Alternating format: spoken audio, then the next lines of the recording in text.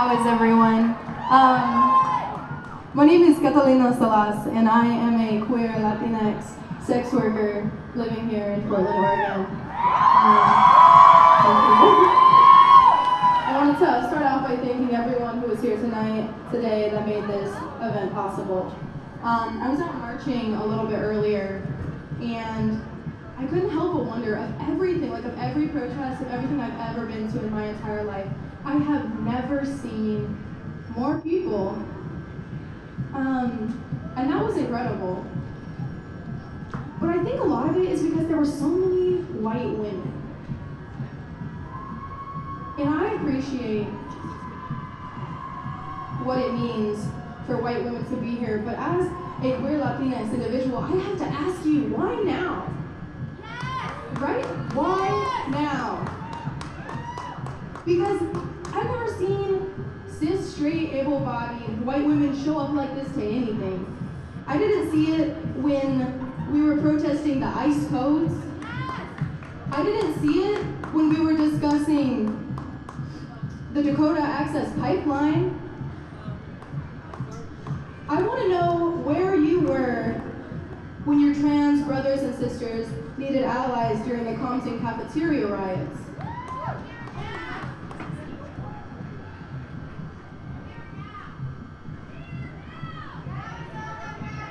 That's not true. That's not true. I'm sorry, it's not true. You have to listen. If you don't want to listen to this, you can go ahead and you can walk away. But I'm speaking as a queer Latinx person.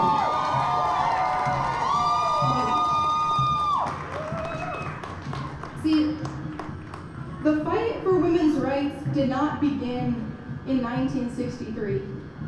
It was going on for centuries. It was taught as a practice of existence to the Black and brown people of this country, to the immigrants and to the indigenous people. And while it is important that now we work together, we cannot do that without first learning how to listen.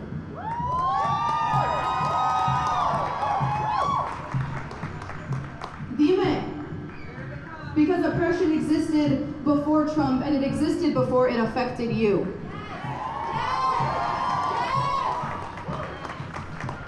And if we want to move forward today, we have to begin by listening to those who are less privileged and more oppressed than ourselves.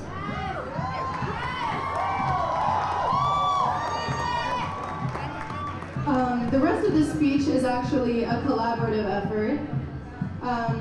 What I did is I used multiple social media platforms to kind of reach out to different communities. And I asked them, if you could tell me one thing that you wish you could say to a captive audience of cis, straight, able-bodied white women, what would it be? I'm going to spend the rest of my time here today reading the responses to you. And as I've said before, I need you to listen. It is going to be uncomfortable for some of you. But I will tell you now that uncomfortability is a necessary tool for revolution. Before I begin, I wanted to make it clear that I am doing this with the consent of all the contributors involved. And while not some of the experiences in this list do relate to me, I'm not claiming any of them as my own. This is just people who said, I would really love for you to say this when you had that stage. I am so grateful to be trusted to read their experiences as well. So if you're someone out here who did contact me over social media with the things you wanted me to say, I appreciate you so much.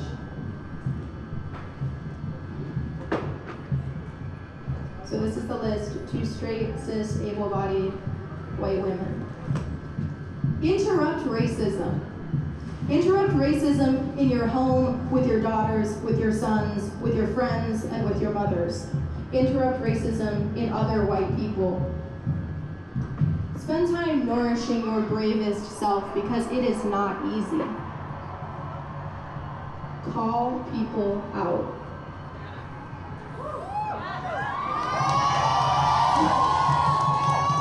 It's okay to feel like everything is your fault off sometimes, it doesn't mean stop working. Check your privilege and don't complain about it. Learn to apologize without justifying your actions. White tears, even when valid, can be used as a silencing tactic. Be careful of that. Show up and shut up. You will never know what it's like to be us, and we don't owe you our stories. Intersectionality. Google things before asking. Don't touch a black person's hair.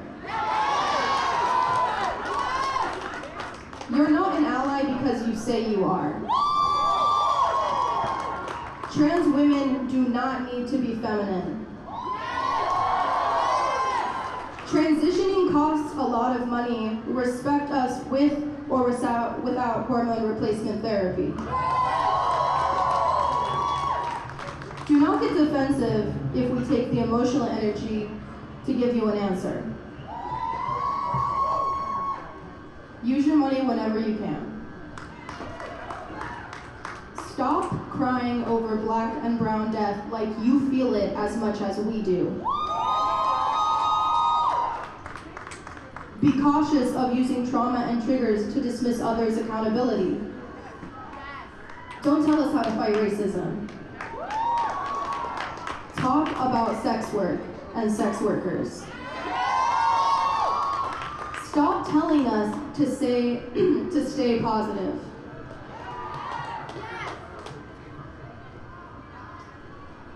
If you have an all-women sign, put it down. Don't touch anyone's wheelchair without asking. Stop appropriating. Listen to us, or nothing will change.